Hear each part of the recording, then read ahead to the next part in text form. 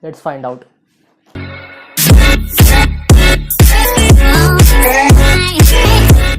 Hello and welcome once again. My name is Rishi Gupta. So today's topic, the main agenda for this vlog or video would be regarding GRE, Toefl and Ielts. I'll be sharing few details with you just about what are these, and I'll make a separate video for specific each examination for GRE or Toefl or Ielts or etc. So let's start with GRE. I have got few key points that I can share with you so that you can know an overview of all these exams. Starting with GRE. GRE is nothing but a graduate aptitude test, that is graduate record examination. It is used to test your three skills, that are verbal reasoning, quantitative and writing skills. So the time allotted to each section would be, for verbal it is 60 minutes, quant it is 35 minutes each section, and AWA, that is analytic writing, it is for 60 minutes. In AWA, writing skill, that is essay writing, it is divided in two parts. One is argumentative, second is issue based writing. The cost, people ask what's the cost of GRE, how much you have to spend. So in US dollars it is around $205, and the marking scheme is 130 to 170. If you do not perform nothing, then you will get 130 minimum. There is no negative marking in all the examination which I am going to share with you. 130 is the minimum, 170 is the maximum you can score. The total marks is 340, 170 for quants, 170 for verbal. Going on with Toefl and Ielts, these both are an language examination, and also there is upcoming language which is trending, that is PT, which is also a language examination used and required and by various universities. Going with Toefl, it is also divided in 4 parts: reading, writing, speaking and listening.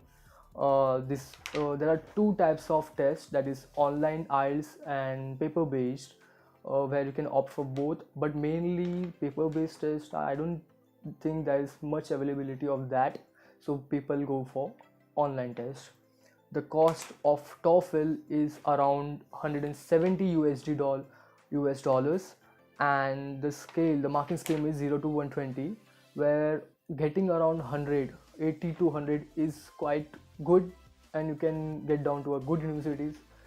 So going for Ielts, I'll be talking about a myth regarding Ielts, Toefl and the universities or the area of region in country wise or overall continent wise, and I'll be sharing with you in few minutes. So talking about Ielts, it is divided in 4 parts: listening, speaking, writing and reading. The marking scheme is allotted on 0 to 9. So if you want to get better placement, admission in universities via Ielts, you have to score above 6.5 or minimum 6 at particular section, that is 6 in reading, 6 in listening, 6 in speaking and 6 in writing. If you get all 6, then there is an option for you to get admission.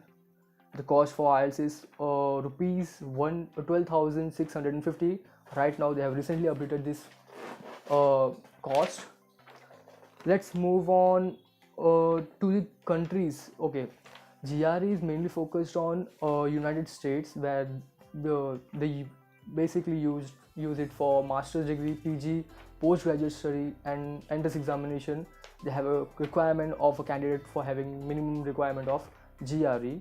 For Toefl and Ielts, Toefl is mainly focused, it was mainly acquired by United States, second is Canada, third is Australia, fourth is France and Germany. And there's a myth regarding that people cannot get admission in UK if they give Toefl. There's no such thing. You can get admission and I have statistics that says that 90% of the universities in UK do allow candidate to pursue masters in United Kingdom.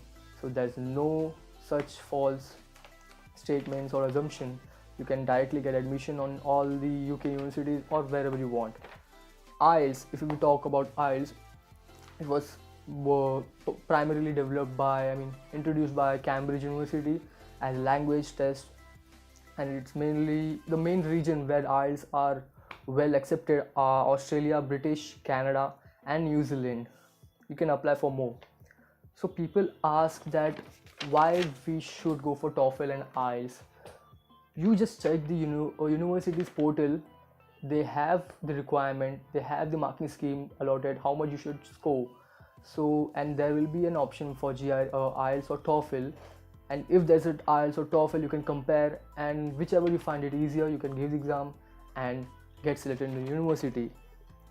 Okay, and yes, this is an off topic, I'll make a different video regarding this, but there are universities which do not take or want GRE marks, but still they take the student. They do not require any mark GRE examination or any entrance examination, yet they take students.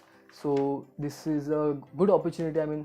People score less and they want to follow up direct pathway. There are two different schemes for getting admission in universities. There's a direct pathway, and I'll mention few universities which do not require GRE, and those are Virginia State University, California, George Mason, etc. And I will provide the link in the description where you can find different universities name which do not require GRE. Yeah. I'll be cautioning you that before giving any test, please look out for the desired university which you want.